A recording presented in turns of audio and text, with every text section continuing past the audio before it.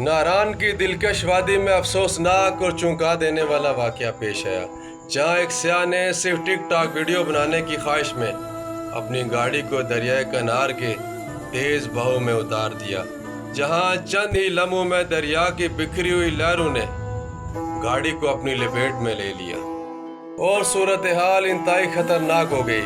گاڑی میں سوار چاروں افراد اس اچانک آنے والے خطرے میں پھنس گئے اور مدد کے منتظر رہ گئے۔ پانی کا بہاؤ اتنا تیز اور شدید تھا کہ گاڑی قابو سے باہر ہو کر بہنے لگی۔ وہاں پر موجود لوگ یہ منظر دیکھ کر بے بسی کے عالم میں رہ گئے۔ اسی دوران مقامی رافٹنگ ٹیم کے بہادر نوجوان فوری طور پر موقع پر پہنچ گئے۔ انہوں نے اپنی جان کو خطرے میں ڈال کر ریسکیو آپریشن شروع کیا اور تیز بہاؤ کے درمیان گاڑی تک رسائی حاصل کی۔ انتہائی مشکل اور خطرناک حالات میں ایک ایک کر کے چاروں افراد کو بحفاظت نکال لیا۔